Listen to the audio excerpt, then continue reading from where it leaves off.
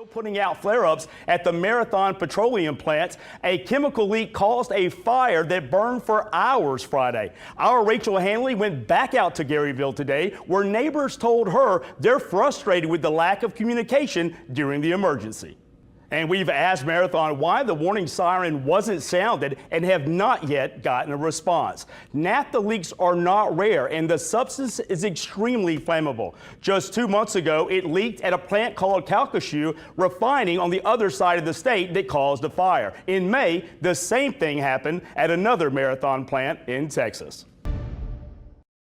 And welcome to the 2023 Louisiana gubernatorial debate pre-show exclusively on WWL Digital. I'm Aaron S. Lee, and we are just over a month out from Election Day on October 14th. And tonight, just minutes away on WWL TV and all WWL digital and streaming platforms, marks the first opportunity for candidates to go head-to-head as they try to convince Louisiana voters why they should be our next governor. Joining me is WWL TV political analyst Clancy Dubois. Clancy, thanks for joining us. Happy to be here. Clancy, let's jump right in. Listen, what are you most looking forward to from tonight's debate? You know, Louisiana's abortion law is also a polarizing topic. 50% saying we need to change the recent law to expand the right to abortion. 42% saying to keep it as is. From your knowledge, where do the candidates stand? Thank you, Clancy. Once again, WWL political analyst Clancy Dubois. Now listen, stay tuned for 2023 Louisiana gubernatorial election debate right here on WWL TV and on all WWL digital platforms. Well, the Saints defense stood tall last night in the matchup against the Carolina Panthers.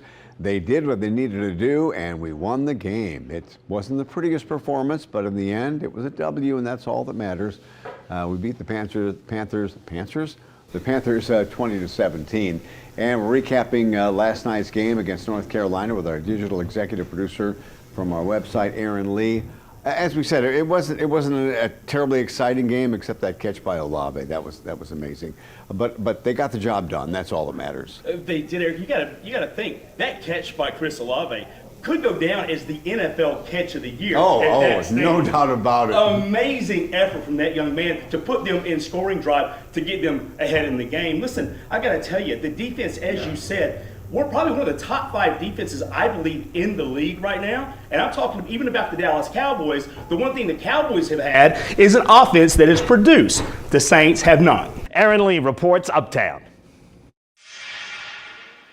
With a 30-28 road win over Rice on Saturday, Tulane football is off to a 7-1 start, and it currently has them ranked 21st nationally in both the Associated Press and coaches polls. However, head coach Willie Fritz says we've yet to see the best Wave team take the field this season. If you're anything like me and you've been chomping at the bit to take a bite of one of the city's most iconic sandwiches, you're in luck. The wait is almost over. Well, almost. WWL Louisiana spoke with Central Grocery and Deli co-owner Tommy Tusa both then and now to get the latest update on the century-old family business. Our digital producer Aaron S. Lee explains the many ways to get involved, even if you're like me and you're not a runner. Now, if you're a svelte road runner striving for a personal best or a slouchy couch potato looking to lose a pound or two, well, you're in luck, as registrations for this year's Crescent City Classic are still open. So we have our registration open up until the very last moment. WWL Louisiana's Aaron S. Lee with more.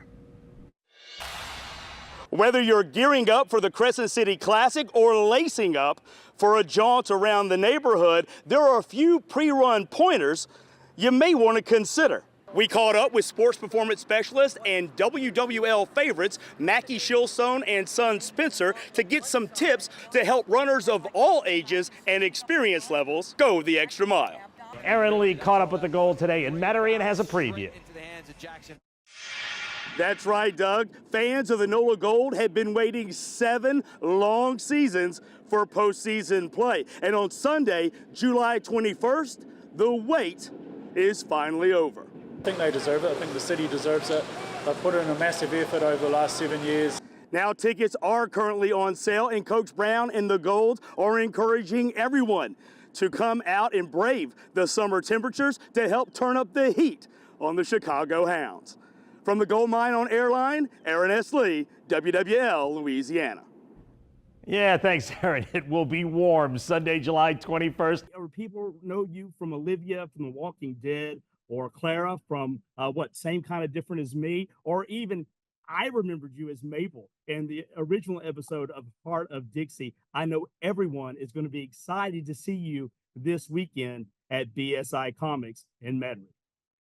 I'm so excited to see them. I never get to do things locally. So this is actually probably one of the first signing events I've done locally. Went right, sir. Good morning. We'll start with optimism here. What went right?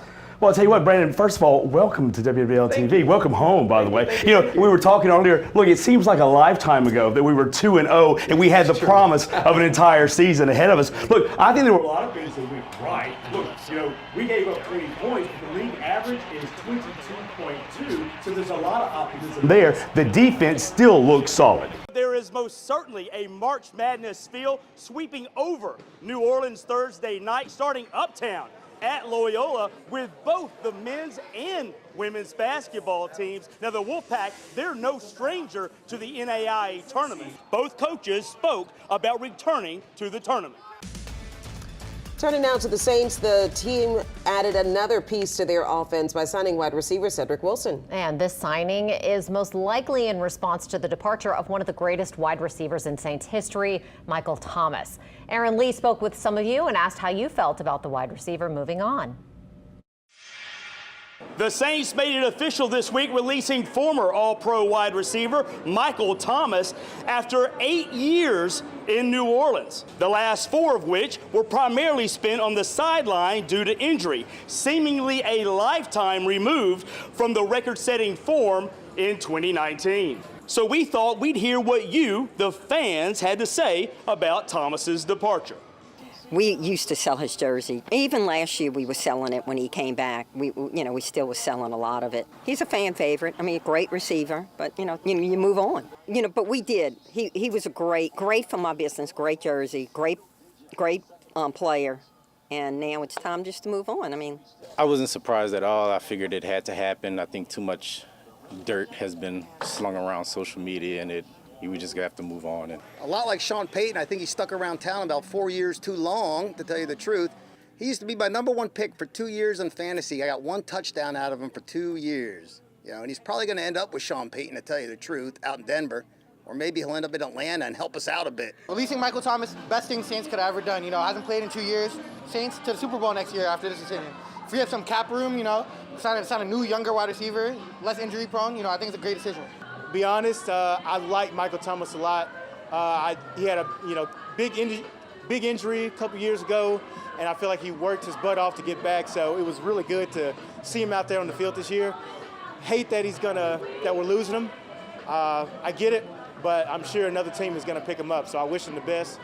And for those keeping score at home, Alvin Kamara has the most popular selling jersey, according to local retailers, followed by Taysom Hill and Chris Olave.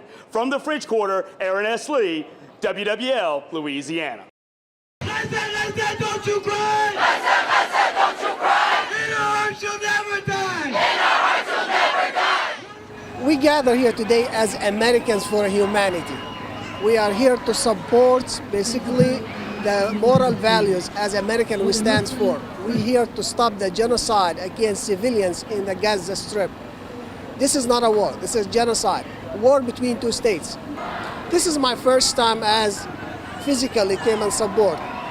For this is the rally. But no doubt, we support them every single second, not every single minute. We are, again, against killing. We are with the human lives. Every life matters.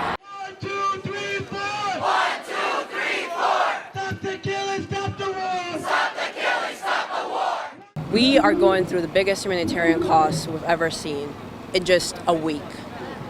This has been ongoing for over 70 years, but this is just the period of 1 week. Gazans have no access to electricity, water, food. We are here to speak our voices about this. We are here to bring people together to understand what's happening to our people on the other side of the world. It's important we speak out. Our elected officials need to understand what's happening.